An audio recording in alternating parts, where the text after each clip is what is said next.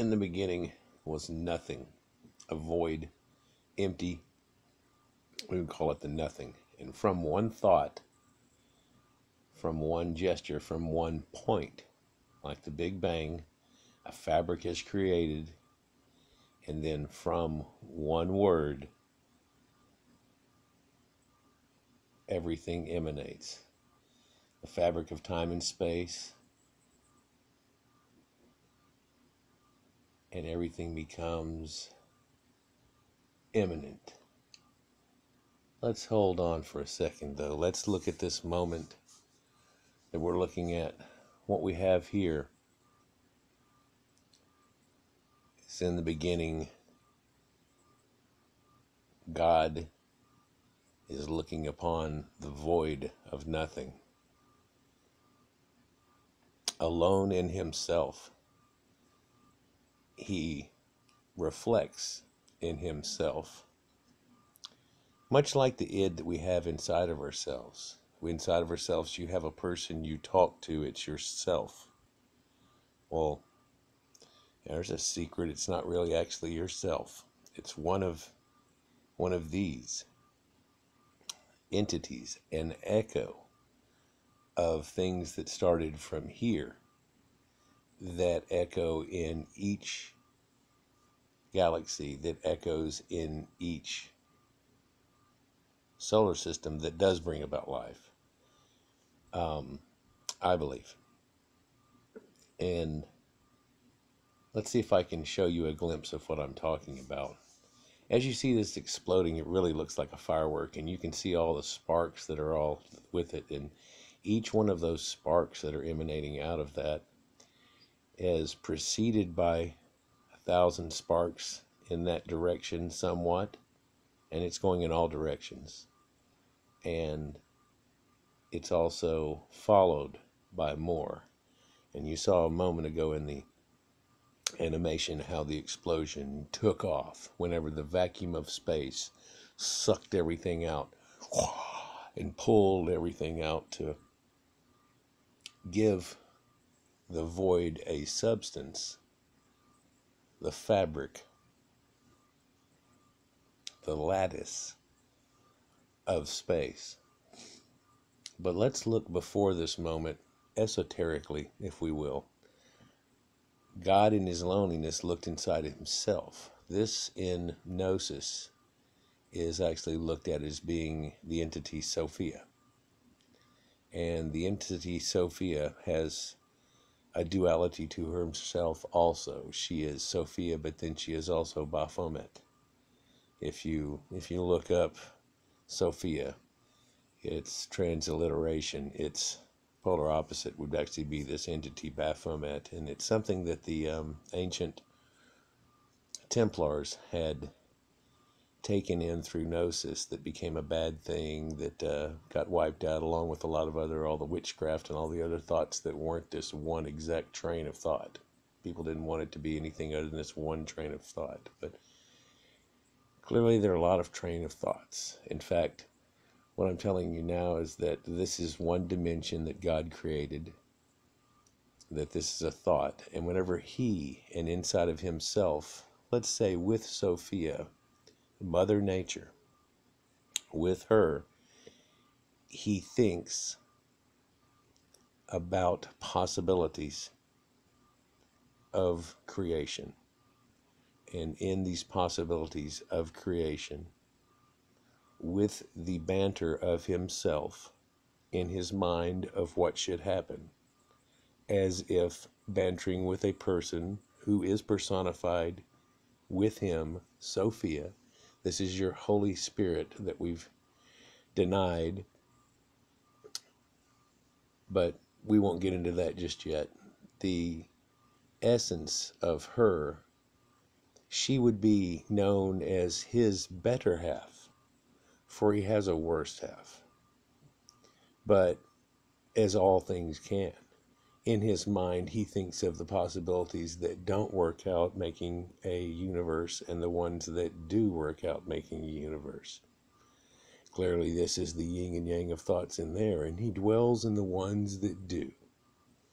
And so he, with himself, on the better half of himself. You see, he would call this his better half, but she in turn would say that he is the creator, and that, and so on. And so this is a same representation we have with the male and female. And all things in life are seen through this, like nature, and things that have life within them. So this shows you that, that you can see the pattern of his creation in the stars, in atoms, in every single thing that you look at. Yet his nature would be life.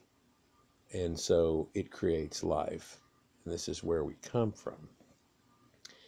Now, the want of this, the thought, what we think of as the word that was spoken, creates this moment. And whenever it does, it brings forth this. It springs forth in our dimension, creates our universe, the fabric, and then the thought of the eventual outcome.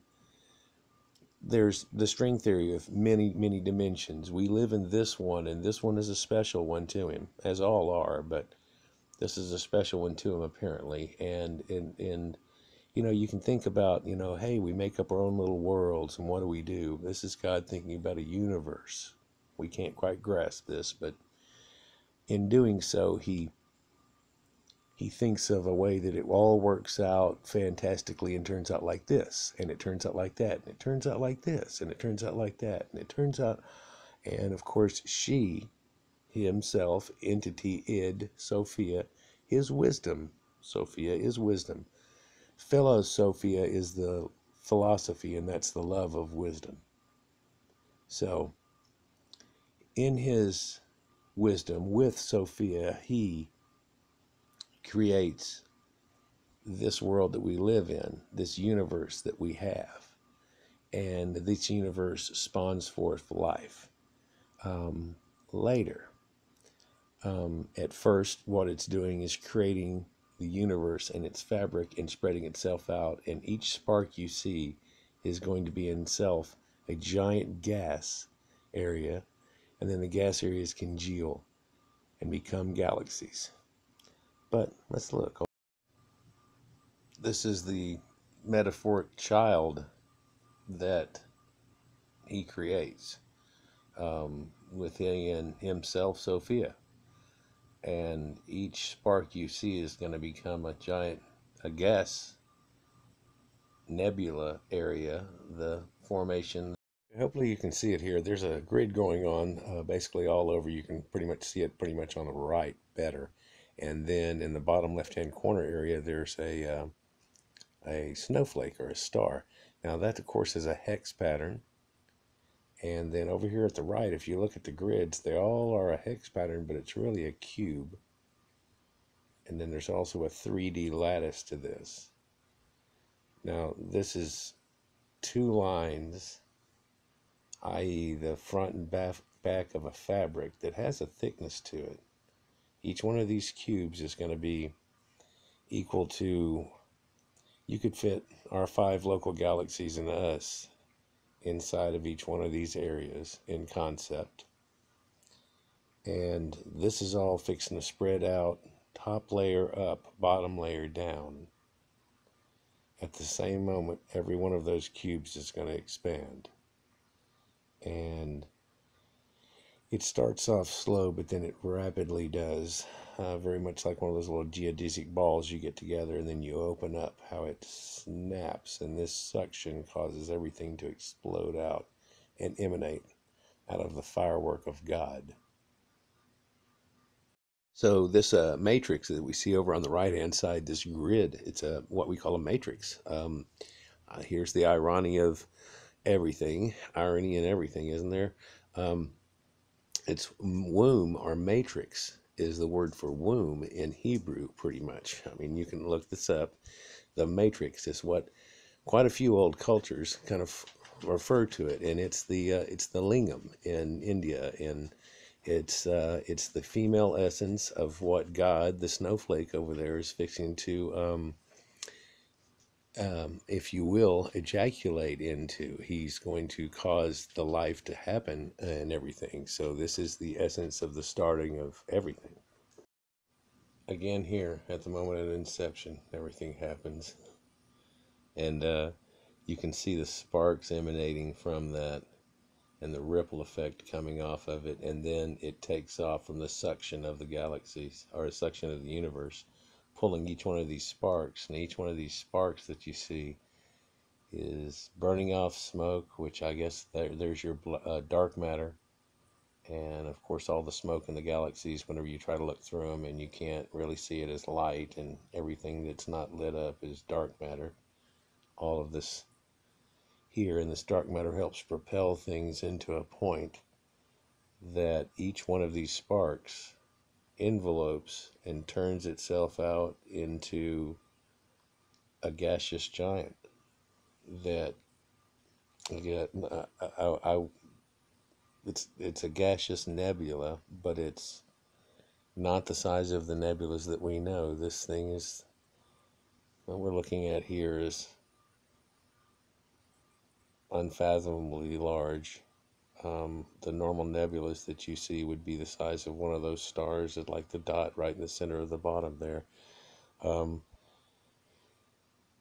This is the primordial soup that spins out into making much, much more, and each one came out of each spark, and they're expanding away, and you can look in the distance and see up in the corners and see those other sparks that are still heading off and about to explode as they're sucked apart and causing more dissemination from each other. Of course, they're already being propelled, and so this is what we see with our Doppler effect, is everything emanating and from this. So these massive, giant star galaxy making clusters start to form and twist and congeal, and as you would think, something starts to accrue and aggregate, and you can see vibration into it, and it starts to pull together, and then, as if by maybe a finger of God, comes in and finds a point and says, I think here, that should do, and it pulls in a point. And this is where the 12 archons, which I'm guessing is mathematically represented, are pulling this thing together and spinning it around. In doing so, it casts away much of the debris, but pulls in a disk that's close to it. The singularity at the center of it is what drives the engine that pulls all of it. Now, this singularity is one of the hearts of those sparks that started back here a while ago in the creation. And as it gets going and pulling and twisting, it forms galaxies.